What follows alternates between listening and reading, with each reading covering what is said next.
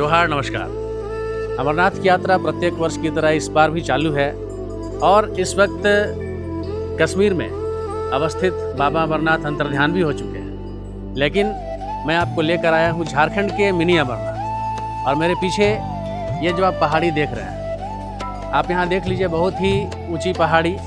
और मिनी अमरनाथ शायद झारखंड का इसे इसलिए भी कहा जाता है क्योंकि कश्मीर में अवस्थित बाबा बर्फानी इस वक्त अंतर्ध्यान हो चुके हैं। भक्तों की अटूट आस्था वहाँ पर होती है। और मिनी अमरनाथ इसको इसलिए भी कहा जाता है क्योंकि जिस तरीके से वहाँ ऊंची पहाड़ी पर बाबा बर्फानी भक्तों के लिए साल के 2 महीने वहाँ पर दर्शन देते हैं, बिल्कुल उसी तरीके से यहाँ इस ऊंची पहाड़ी पर बिल्कुल गुफा के भीतर बाबा भोलेनाथ का एक बहुत ही प्राचीन शिवलिंग यहाँ पर अवस्थित है। और कहते हैं कि इस प्राचीन शिवलिंग में जो प्रकृति है मानो वह बाबा का स्वयं जलाभिषेक करती है।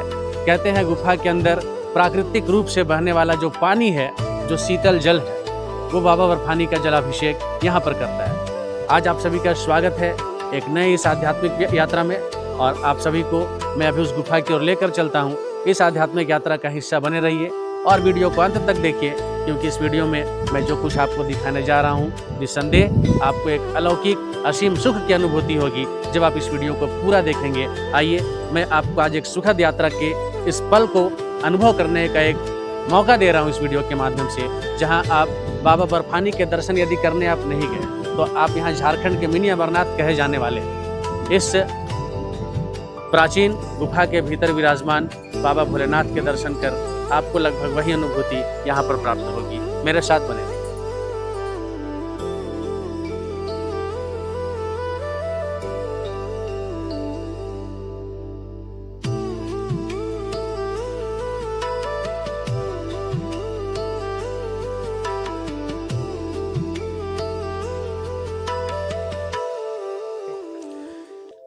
पूरा झारखंड प्राकृतिक दृश्यों से भरा पड़ा है।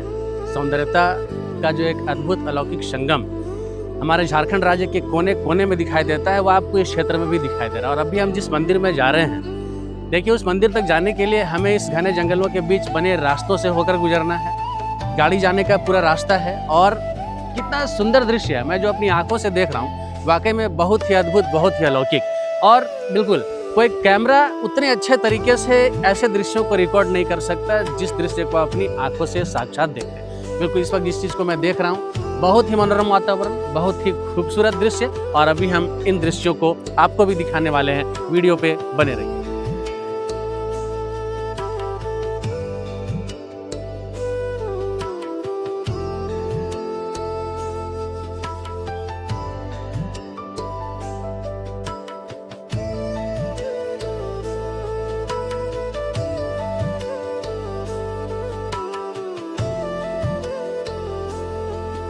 और अभी हम लोग बिल्कुल जैसा कि अभी आपको थोड़ी पहले मैंने दिखाया कि वहाँ जो आप इस पहाड़ी में चढ़ने के लिए जो प्रवेश द्वार आप देख रहे हैं मंदिर की ओर जाने के लिए, वहाँ से हमारी गाड़ी सीधा यहाँ तक आई।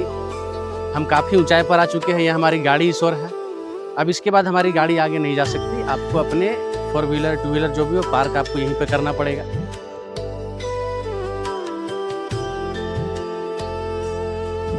और कल्पना करिए कि जब आप इस पहाड़ी पर चढ़े हो, विशेषकर सावन के महीनों, और चारों ओर जो एक दृश्य दिखाई देगा, क्या मनोरम दृश्य होगा, क्या सुंदर वातावरण होगा। बिल्कुल आंखों को अचंभित कर देने वाला, बिल्कुल नयनाभिराम दृश्य। और अभी हम लोग इस पहाड़ में बिल्कुल चढ़ने वाले हैं। और अब मैं इस पहाड़ी की चढ़ाई यहाँ से बिल्कुल पैदल कर रहा हूँ। आप सावन के महीनों में अगर आएंगे तो मुझे नहीं लगता है कि यहाँ पे आपको 4 व्हीलर चढ़ाने की अनुमति होगी या आपको गाड़ी पार्क करने की जगह मिलेगी। बिल्कुल काफ़ी चढ़ाई है और अभी मैं ऊपर की ओर जा रहा हूँ। और निश्चित तौर पे बहुत ही सुंदर और अलौकिक यात्रा ये हमारी होने वाली है। आइए देखते हैं आगे का नज़ारा कैसा है। फाइनली अभी उस जगह पे हम लोग पहुँच चुके हैं जहाँ पर आप देख सकते हैं, आप बाइक से आए, कार से आए, आपको इस रास्ता में आने के बाद यहाँ से आपको आगे की यात्रा पैदल ही करनी है। और अभी काफ़ी ऊंची चढ़ाई भी हम लोगों को चढ़नी है। कितनी ऊंची चढ़ाई है मुझे भी नहीं पता क्योंकि मैं भी यहाँ पहली बार आया हूँ। लेकिन ऊपर आने के बाद जो दृश्य दिखाई दे रहा है वो कुछ ऐसा है कि बहुत सारी जगह है जहाँ पर अपना बाइक या कार आप अगर ला सके, आप कुशल ड्राइवर है तो आप इधर तक भी कार ला सकते हैं, अपनी कार को आप पार्क कर सकते हैं। बाकी ये जो रास्ता आप देख रहे हैं जहाँ से रेलिंग बना हुआ है, इसी रास्ते से होकर हम लोग सीधा जाएंगे और जहाँ पर वो पवित्र गुफा है जिसे कि झारखंड का मिनी अमरनाथ भी कहा जाता है, हम लोग उस जगह पे अभी जाने वाले हैं और हमारी यात्रा भी यहाँ से पैदल स्टार्ट हो चुकी है।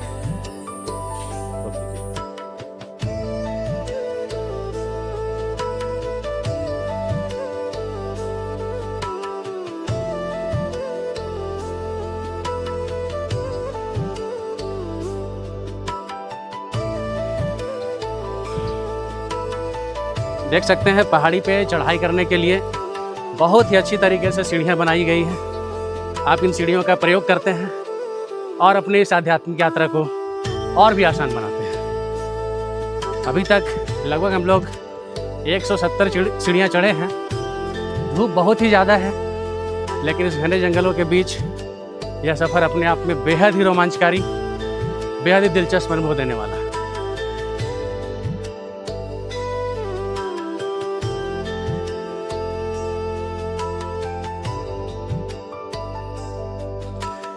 अभी लगभग 250 से 300 सीढ़ियाँ हम लोग यहाँ पर चढ़े हैं और वाकई में सराहना करनी होगी इस बात की कि यहाँ की कमेटी के लोग या स्थानीय प्रशासन जो भी है, पर्यटन के दृष्टिकोण से इस जगह को काफ़ी अच्छे तरीके से विकसित करने का प्रयास किया गया है। यहाँ पर देख सकते हैं आप कि पूरी रास्ते में आपको इस पहाड़ी में चढ़ने में चौड़ी चौड़ी सीढ़ियाँ आपको दिखाई देंगी, जो कि आपकी इस यात्रा को आसान बनाती है, सुलभ बनाती है। बावजूद इसके ऐसे जितने भी लोग, चूँकि ये बहुत ही खड़ी चढ़ाई है, जिनको कुछ भी हेल्थ प्रॉब्लम है, जैसे कि कोई हार्ट के मरीज़ होते हैं, किन्हीं को अन्य शारीरिक समस्या हो सकती है, तो ऐसी यात्राओं पे थोड़ी सावधानी आपको बरतनी चाहिए।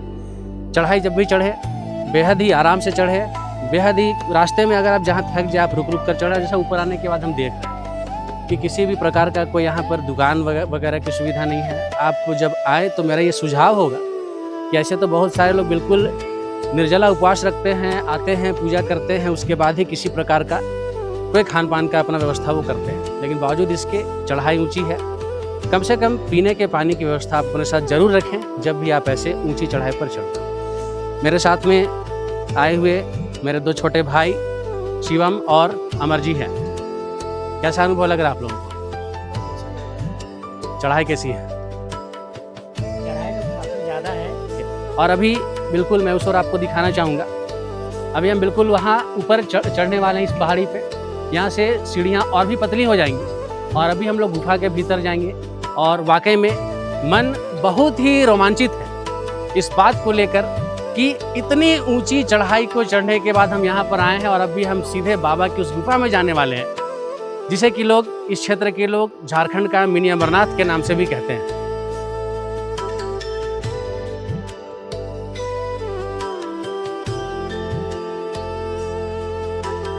यहाँ पर आने के बाद काफ़ी लोगों से मुलाकात भी हुई और उन्हीं में से कुछ लोग अभी यहाँ पर रुके हुए हैं।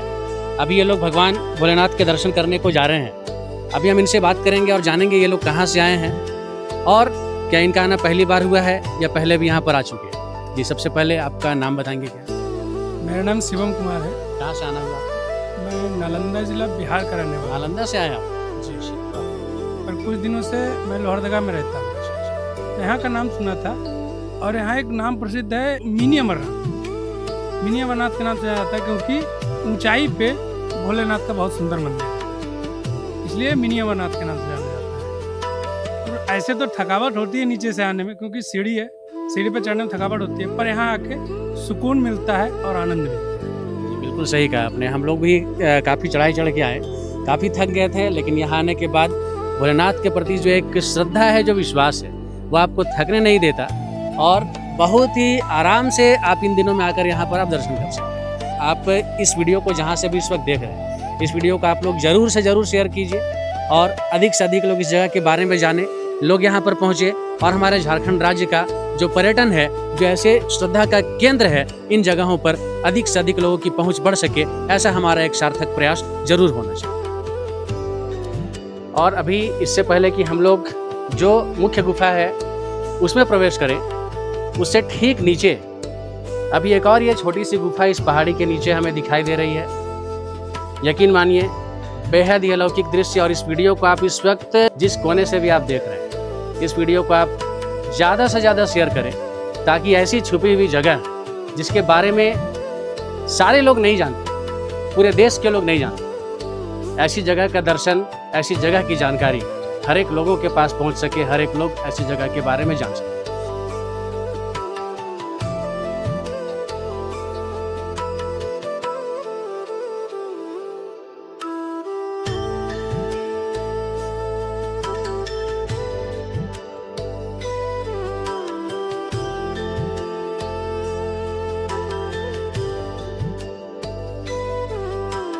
वीडियो में देखिए इस गुफा के भीतर में प्राकृतिक रूप से जल का रिसाव हो रहा है। अभी मानसून की शुरुआत है, लेकिन कहते हैं कि जब बहुत तेज बारिश होती है तो इन गुफाओं में भी प्राकृतिक रूप से पानी जो है, जल जो है यहाँ पर बहता है और बाबा भोलेनाथ के इस शिवलिंग का भी जलाभिषेक करता है। हालांकि ये इस पहाड़ी पर अवस्थित मुख्य गुफा नहीं है, मुख्य मंदिर नहीं है जिसके दर्शन करने के लिए लोग लालायित रहते हैं, लेकिन भोलेनाथ तो भोलेनाथ है, कण कण में शिव का वास है। और अभी हम लोग वैसे ही शिव रूपी भगवान भोलेनाथ के इस पावन शिवलिंग के हम लोग दर्शन इस वीडियो के माध्यम से कर रहे हैं। आइए मैं आपको सीधे उस पवित्र गुफा की ओर लेकर चलता हूँ।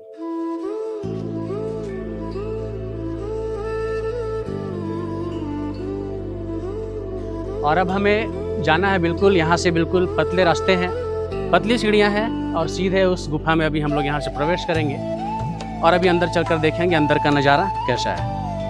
वीडियो पे बने रहिए। हर हर महादेव, जय भोलेनाथ।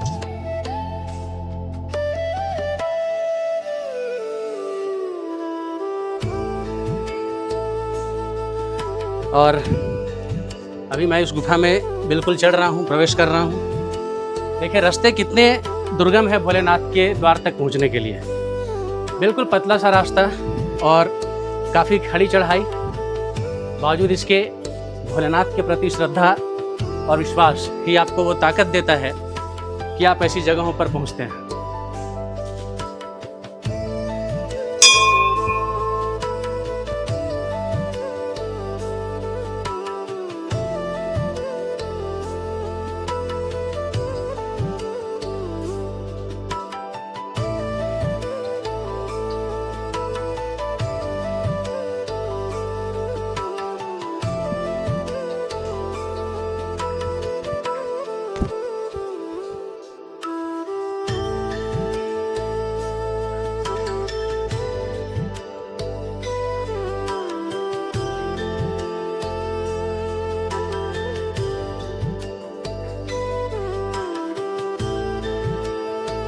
और आखिरकार हम उस पवित्र स्थल पर पहुंच चुके हैं, जहां आने के बाद एक गजब सी सकारात्मक ऊर्जा का एहसास इस वक्त हमें हो रहा है।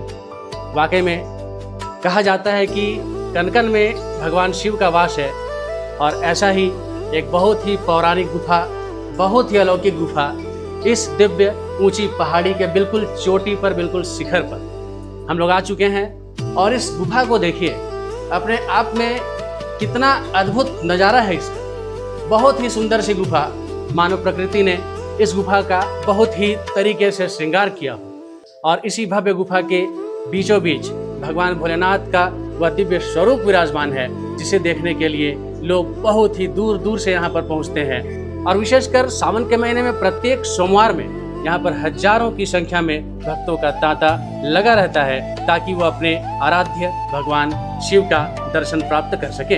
आइए हम आपको अंदर का दृश्य दिखाते हैं और भगवान भोलेनाथ का वो दुर्लभ, वो प्राचीन शिवलिंग कैसा है, अभी हम आपको उसके दर्शन करवाते हैं। यूँ तो हर एक जगह का कोई ना कोई इतिहास होता है, कोई ना कोई किंवदंतियाँ होती है, कोई ना कोई मान्यताएं होती हैं, लेकिन यहाँ के बारे में अगर कहें तो ऐसी कोई मान्यता या ऐसा कोई इतिहास अब तक इस गुफा का पता नहीं चल पाया है। और ये अपने आप में एक बेहद ही रहस्यमयी जगह है कि आखिरकार इतनी दिव्य चोटी पर, इतनी ऊंची पहाड़ी पर, इस गुफा के बीचों बीच भगवान भोलेनाथ का एक बहुत ही अलौकिक स्वरूप यहाँ पर विराजमान है। आप सभी को मैं दिखाता हूँ। आप देखिए बिल्कुल गुफा में यहाँ पर भगवान शिव की यह आकृति इस वक्त लोगों के बीच बहुत ही कौतूहल का विषय, बहुत ही रहस्य का विषय और लोग दूर दूर से अपनी सभी मनोकामनाओं को लेकर भगवान भोलेनाथ से प्रार्थना करने के लिए यहाँ पर पहुँचते हैं और भगवान भोलेनाथ के इस दिव्य स्वरूप का, इस पावन स्वरूप का दर्शन करते हैं। इस ओर आप देखिए, और भी ऐसे 2 शिवलिंग यहाँ पर विराजमान हैं और लोग जब यहाँ पर आते हैं इन दिव्य शिवलिंगों की भी पूजा यहाँ पर करते हैं, आराधना करते हैं और भगवान भोलेनाथ से अपनी मनोकामनाओं को पूरा करने के लिए प्रार्थना करते हैं। इस गुफा के बारे में एक और बड़ी अजीब सी जो बात है वो ये कि यहाँ पर देखिए कि किस प्रकार से प्रकृति स्वयं भगवान भोलेनाथ के इन दिव्य शिवलिंगों का जलाभिषेक करती है और इन जल स्रोतों का जो स्रोत है वो आखिरकार कहाँ पर है, ये जल कहाँ से आ रहा है, यह भी लोगों के बीच आज एक कौतूहल का विषय है, रहस्य का विषय है।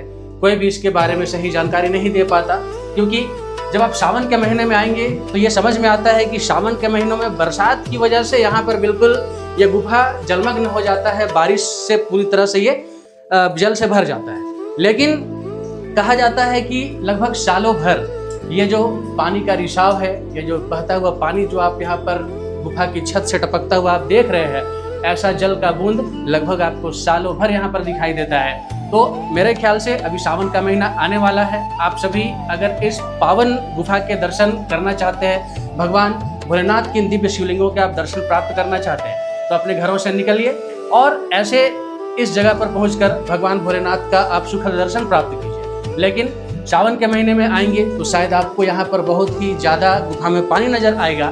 अगर आप इन दिनों में आते हैं तो ऐसे में मैं आपको बता दूं कि यहाँ पर अभी आप भगवान भोलेनाथ के दर्शन बहुत ही अच्छे तरीके से कर पाते हैं, क्योंकि इस वक्त गुफा में पानी का जो एक ठहराव है वो कम है और भगवान भोलेनाथ यहाँ पर बहुत ही अच्छे तरीके से लोगों को अपना दर्शन दे रहे हैं। हम वाकई में बेहद ही खुशकिस्मत है, बहुत ही सौभाग्यशाली है कि हम इस जगह पर पहुँचे हैं और इस वीडियो के माध्यम से आप लोगों को भी ऐसे सौभाग्य को प्राप्त करने का एक अवसर प्रदान हो रहा है। निस्संदेह इस जगह पर आने के बाद एक जो अद्भुत शांति, एक जो अलौकिक सुख मन को मिल रहा है, उसे शब्दों में बयां कर पाना लगभग नामुमकिन सा है, लगभग असंभव सा है। इस वीडियो के माध्यम से आज आप लोगों ने एक और आध्यात्मिक यात्रा पूरी की और अब इस वीडियो को अगर आप झारखंड राज्य के जिस कोने से भी देख रहे हैं, मैं सबसे गुजारिश करूंगा कि इस वीडियो को अधिक से अधिक शेयर कीजिए और ज़्यादा से ज़्यादा लोगों तक इस ऊंची पहाड़ी पर घने जंगलों के बीच अवस्थित इस पावन गुफा पर विराजमान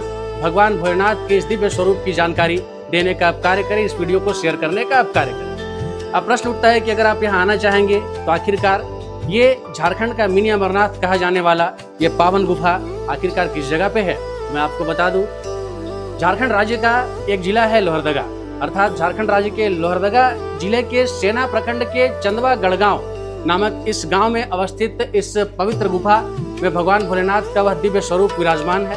और अगर आप गुमला से आते हैं तो गुमला जिला से 55 किलोमीटर की दूरी पर आपको यह गुफा मिलेगा। और आपको बता दूं कि जब आप गुमला से आते हैं तो गुमला जिला से जब आप कंडरा नामक गांव पे आएंगे, घाघरा प्रखंड को पार करने के बाद, तो वहां से आपको बाईं ओर मुड़ना है और आपको 12 किलोमीटर की दूरी तय करनी है। लेकिन आप लोहरदगा जिला से आते हैं तो लोहरदगा जिला मुख्यालय से लगभग इस गुफा की दूरी 30 किलोमीटर की होती है और कांडरा नामक जगह आने के बाद आपको लगभग दाहिने ओर मुड़कर 12 किलोमीटर आना होता है और आप इस प्रकार इस पावन, इस अलौकिक धाम के दर्शन कर पाते हैं। तो साथियों, फिर से गुजारिश होगी, आप सभी से मेरा विनम्रतापूर्वक आग्रह होगा कि इस वीडियो को अधिक से अधिक जरूर शेयर करें और भगवान भोलेनाथ के इस दिव्य स्वरूप के दर्शन अन्य लोगों को भी करवाने का पुनीत कार्य करें। भगवान भोलेनाथ आप सभी की मनोकामनाएं पूरी करे।